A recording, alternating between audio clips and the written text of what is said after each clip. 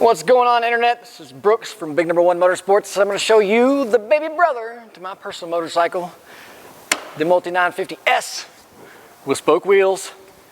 Little bit of things that make it different from mine, and the new Big Daddy, the V4 Multistrada, coming right up. We'll start up here. There's one thing up here that is just like my bike, and there's one thing over here that is not. The not is the spoke wheels on this bad boy. 19-inch, spoked, tubeless actually.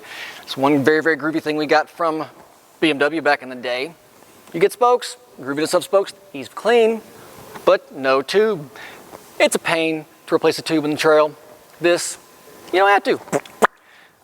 Plug kit, you're good to go. Actually, plug kit comes with the bike too, and that's pretty cool.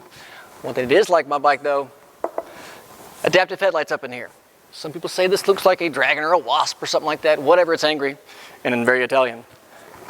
But these three pods right here, part of the IMU, the Bosch IMU in this bike.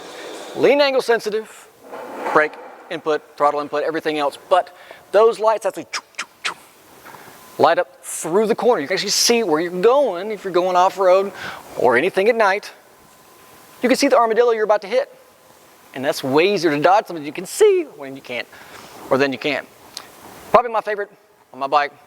I'm a nerd, I know, but very, very groovy. Safety all day long.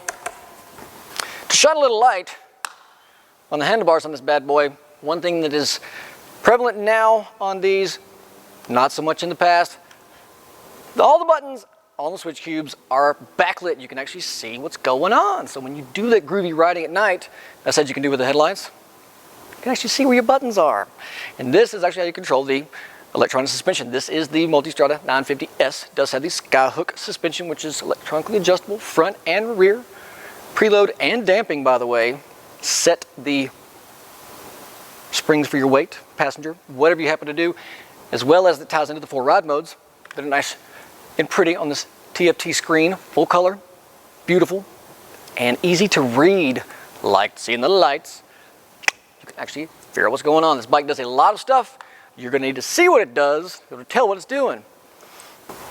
Another thing that's prevalent on the new, really just adventure bikes as a whole, but Ducati was one of the first ones to do it, the thinness of the seat, right about the where your legs part to go to the ground.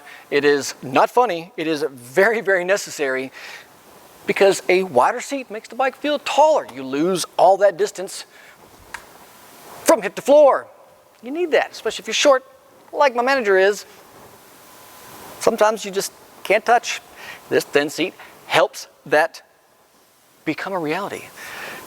Speaking of low profile, the exhaust on this thing is a little bit different than my bike. It is nice and smooth.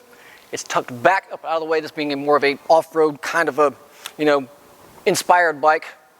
Wheels, right? I told you about that earlier.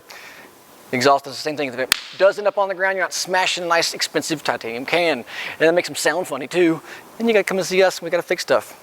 Low profile exhaust. The passenger peg set actually comes out. We'll protect it a little bit, not all the way, but you'll be able to get out where you are, just in case the bike ever does end up on the ground.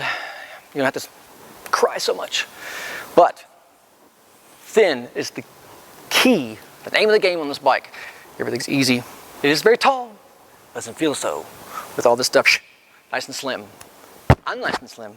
This bike is. The price will be too if you want to come get it. Brooks, Big Number 1 Motorsports, come see me. Mine's white too, you'll like it.